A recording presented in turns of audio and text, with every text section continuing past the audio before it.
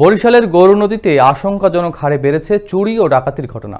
এক রাতে 5 বাড়িতে চুরির ঘটনার সত্যতা নিশ্চিত করেছে গরুনদী মডেল থানা পুলিশ। ওই রাতে নগদ অর্থসহ কমপক্ষে 10 লাখ টাকার মালামাল চুরি করেছে চোরেরা। গরুনদী থেকে কাজী আলামিনের প্রতিবেদন। বরিশাল জেলার সুন্নি জামাতের সভাপতি অধ্যক্ষ আব্দুর রব ও আলিয়া মাদ্রাসার প্রতিষ্ঠাতা প্রয়াত মাওলানা মিজানুর রহমানের বাড়িসহ একই রাতে মোট 5 বাড়িতে দুর্ধর্ষ চুরির ঘটনা ঘটেছে। এতে স্বর্ণালংকার ও নগদ টাকা সহ প্রায় 10 লাখ টাকার মালামাল নিয়ে গেছে চোরেরা। গতকাল গভীর রাতে গরুনদী পৌরসভার 1 নং ওয়ার্ডে এ ঘটনা ঘটে। গত কয়েকদিনে উপজেলার বিভিন্ন এলাকায় দোকান, বাসাবাড়ি ও শিক্ষা প্রতিষ্ঠানে একাধিক চুরির খবর পাওয়া গেছে। এ নিয়ে উপজেলা জুড়ে সাধারণ মানুষের মধ্যে আতঙ্ক বিরাজ করছে।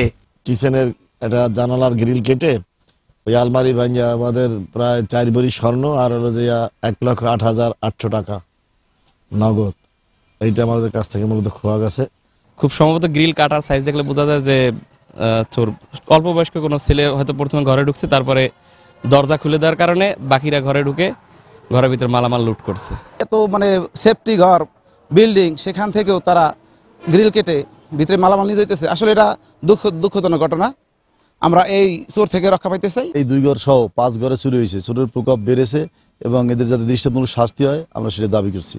চুরি থেকে বাদ যাচ্ছে না কেউ, তবে নিরাপত্তা ব্যবস্থা আরো জোরদার করা হয়েছে বলে জানান থানা প্রশাসন।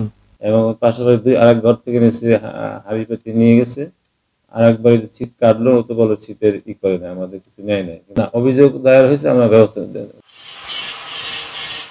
অপরাধ চক্রের দৃশ্যমান কোনো শাস্তি না হয় দিন দিন বেড়েই চলছে চুরি ডাকাতির ঘটনা, যার ফলে নিঃস্ব হয়ে পড়েছেন অনেক পরিবার।